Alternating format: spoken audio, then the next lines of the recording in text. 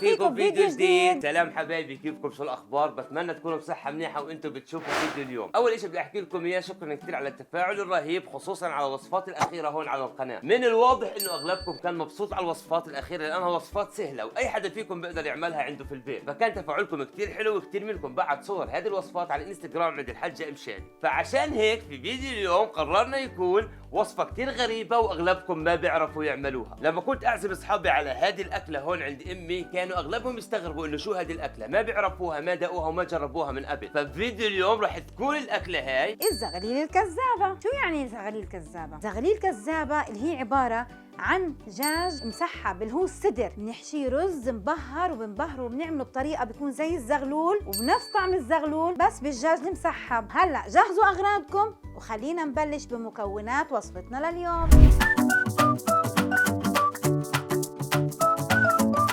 مكونات وصفتنا لليوم هي عبارة عن صدور دجاج مفتوحة بالطريقة هاي، الصدر بكون مقسوم وبالسمك هذا، وعنا رز منقوع، وعنا البهارات اللي هو فلفل أسود، بهار سادة، قرفة، زنجبيل، البهارات السبعة، واي نوع بهارات تاني انتم بتحبوا تضيفوه ما في اي مشكله، بس هاي البهارات الاساسيه. هلا عندنا البهارات الاضافيه لانه ممكن تضيفوها، انا بحب البهار هذا اللي هو بيجي مشكل اللي هو بهار فاهيتا الدجاج، انا بحب اضيفه على وصفاتي.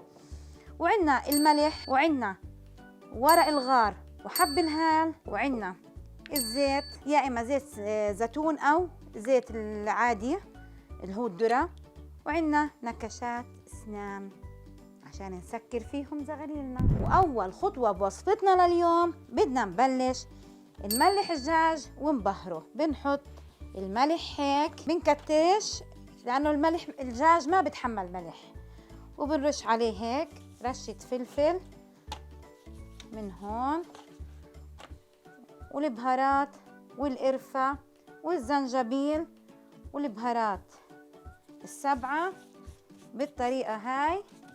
والبهار الاضافي اللي انا بحبه هذا اللي حكيت لكم عنه اللي هو بهار فاهيتا، وهي بقيه البهارات على الناحيه الثانيه بالطريقه هاي. هيك بالطريقه هاي بنبهرهم وبنصفط، وبناخذ القطعه اللي بعديها وبنفس الطريقه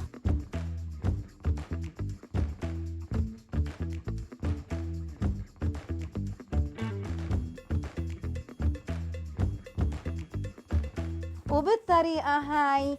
هيك بنكون بهرنا قطع الدجاج اللي بدنا نحشيها. طبعا كل واحد بيعمل الكمية على قد عيلته، طبعا ما بيحتاج الشخص أكتر من قطعة زغلولة لأنها هي كبيرة، يعني هذا كله دجاج وحيكون محشي رز، فالشخص ما حيحتاج أكتر من قطعة، يعني الكمية حسب الرغبة. عشان تكونوا عارفين وأسهل عليكم، تقريبا كيلو دجاج الستيك الصدر المسحب بيعمل من 4 ل 5 قطع، فكل واحد حسب عيلته يعمل. والخطوة الثانية لوصفتنا لليوم بدنا نعمل الحشوة تاعت الزغليل الكذابة اللي هي الرز المبهر. هلأ بدنا نجيب الزيت نحط على النار.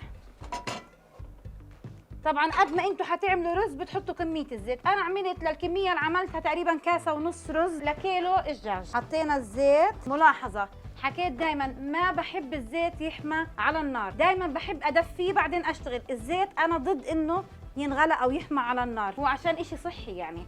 وهلا بنحط الرز وبنضيف الملح تقريبا معلقه صغيره، وعندنا البهارات نفس البهارات اللي بهرنا فيها الدجاج نفسها بنحطها على الرز اللي هو الفلفل الاسود والبهارات السبعه، وحطيت بس انا كم حبه هيل. فبنضيف البهارات بنقلبهم مع الزيت بالطريقه هاي، وبهيك قلبنا الرز بالزيت والبهارات لحد ما اخذ الرز اللون البني وتشرب الزيت. بنكون بالفتره هاي غلينا مي، انا بحب احط على الرز مي مغليه، ما بحب احط مي بارده، فبنجيب المي السخنه انا غليتها وبنحط على الرز، بنغمره تغمير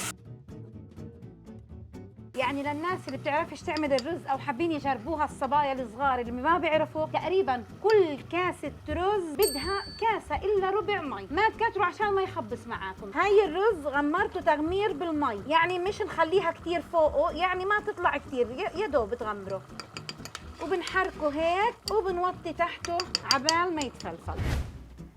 وبهيك عنا الرز صار جاهز استوى عشان نحشي زغاليلنا الكذابة. درت الرز هون عشان يبرد شوي اقدر امسك بايدي ونحشي فيه قطع الدجاج اللي هي الزغاليل الكذابة. طبعا انتم عارفين شو يعني الزغاليل، هو الحمام الصغير المحشي، يعني الناس اللي تسأل شو يعني زغاليل اللي هو الحمام المحشي، فهي شكلها بتطلع زي الحمامة المحشية اللي هي الزغلول. والزغاليل الكذابة هاي نوع من انواع التغيير عن طرق الدجاج المعتادة، للي اطفالهم مثلا بتغلبوا انهم يطعموهم الدجاج بياكلوش، يعني هاي طريقة من الطرق اللي ممكن انتم يعني كيف تطعموا اولادكم فيها. هلا في كمان الرياضيين والصحيين، هاي بتحدد لكم كمية الرز، كمية الرز قليلة وبتكون كمية البروتين اللي هو الدجاج اكثر، فهون انتم بتقدروا لما تاكلوها وانتم مطمئنين، لانه فيهاش نشويات كتير، بتكون كميه النشويات محدوده، بتكون كميه البروتين اكثر. فطبعا هذه للناس الصحيين اللي بيعملوا رجيم، اللي بيلعبوا رياضه، كثير صحيه وكثير مفيده. طبعا انا قلت لكم للناس الصحيين تستخدم زيت الزيتون لانه بضل صحي اكثر بالكميه اللي بحطوا لهم اياها الاخصائيين. وهون كمان للناس العاديين اللي بيستعملوا زيت الذره بيستعملوه بالكميات اللي بدهم اياها، وللناس اللي بيستعملوها صحي يستخدموا زيت الزيتون. واما طريقه حشي الدجاج المسحب اللي هي الزغاليل الكذابه، بنجيب القطعه بنفردها بالطريقه هاي وبنحط عنا الرز. طبعا دائما كميه الرز المعتاده للناس الصحيين هي تقريبا 3 ل 4 معالق، فاحنا قديش القطعه بتستوعب معنا؟ تقريبا 3 معالق. بنحطهم بالطريقه هاي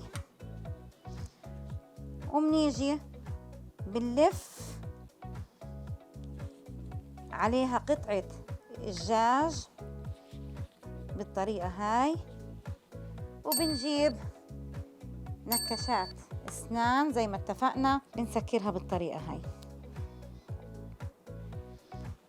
بالطريقة هاي صارت عنا جاهزة. بنصفطهم بالصينية اللي بدنا نستخدمها نستوي فيها الدجاج، يا صينية يا طنجرة، انتوا ايش بتحبوا، يا بايركس. انا حستخدم هون عندي اللي هو الجريل اللي هو مقلى الضغط، عندي بحب انا استخدمه لانه سهل وسريع. وبالطريقة نفسها بنكمل القطع.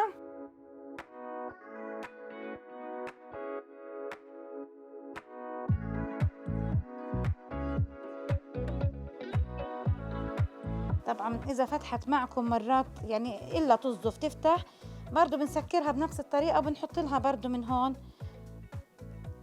تسكيره صغيره. ما هم طبعا هدول بنسحبوا عادي بعد ما يستوي.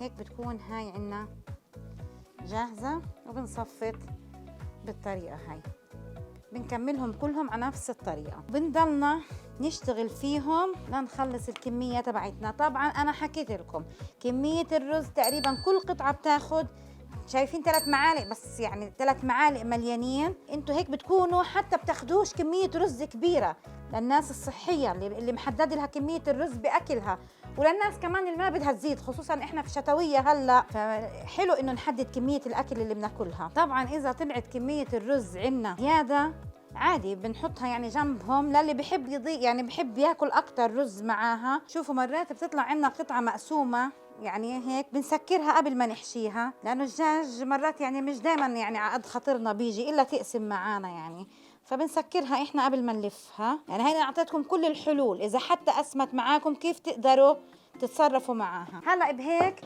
صاروا الزغاليل تاعونا جاهزين. شايفينهم كيف صارت شكلها زي الزغلوله المحشيه، الزغلوله اللي هي الحمام، شايفين كيف هيها صارت زي شكل الزغلول المحشي.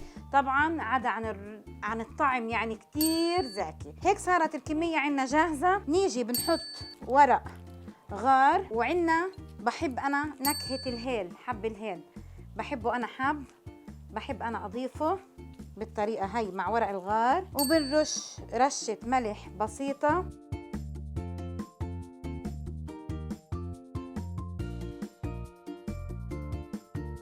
انا رشيتها بناته لاني انا هلا حضيف المي عشان نستويه. وطبعا هون بدي احط رشة زيت زيتون، مش هستخدم زيت عادي، هستخدم زيت زيتون. رشة زيت زيتون.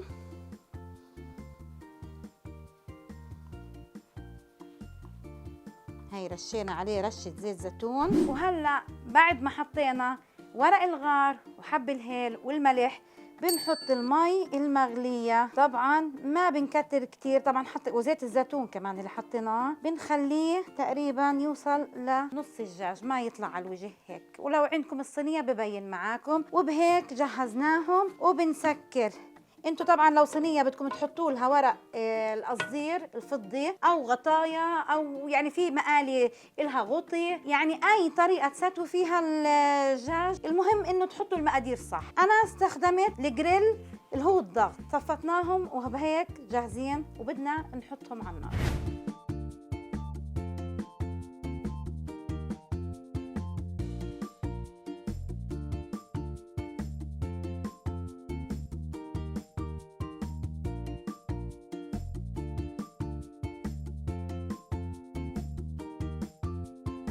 وبهيك زغاليلنا صارت جاهزة وبدنا نحمرها شوي بالفرن.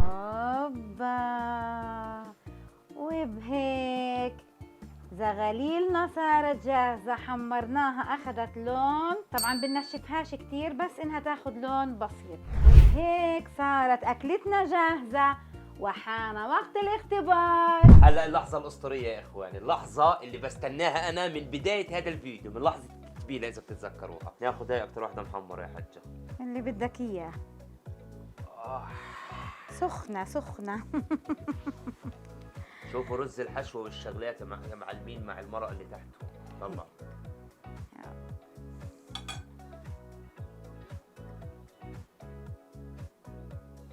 أدوق أول شيء تتبيلة الرز. أوه سخنة. سخنة سخنة سخنة سخنة. انت لو صبرت عليها شوية كان حملتها كلها هيك اكلتها. صح. طبعا من زكاوتها نسي انه في سلطة، نسي انه في سلطة. تعملوش معها سلطة يا جماعة، فيش داعي. طب احنا بدنا نقول هيلثي. كيف؟ طبعا ما تنسوا تقيموا منكشات الاسنان اللي بيكونوا جاهزين في الاخر. الطعم مع التتبيله مع البهارات مع حشوه الرز مع الدجاج زي هيك. عن جد يا جماعه نعملوها، وقد ما احكي لكم انها زاكيه ما راح تفهموا شو عم بحكي بالضبط. صح. كثير منكم اصدقائي بيستفسر في التعليقات اذا بدنا نعرض منتج او نعرض شيء معين عند الحجه مشادي من ضمن الفيديوهات تبعتها، يكون شيء من ضمن وصفاتها، يكون نوع يدخلوا بوصفاتها. فبحكي لي كيف اتواصل معها، كيف تتواصلوا معها عن طريق الرقم الموجود هون. راح يرد عليكم مدير اعمالنا خالد ويرتب معكم كل التفاصيل. اما هلا ما تنسوا تجربوها وتجربوا الطعم الخرافي وتصوروها للحجه مشادي على الانستغرام عندها. اما بالنسبه لي انا راح اكمل هذه الوجبه الفخمه وبتمنى انكم تستمتعوا بزيها. هلا مني انا ومني انا نقدر نحكي لكم بنشوفكم في الوصفة الجاية. سلام. سلام. شيء خرافي. صح.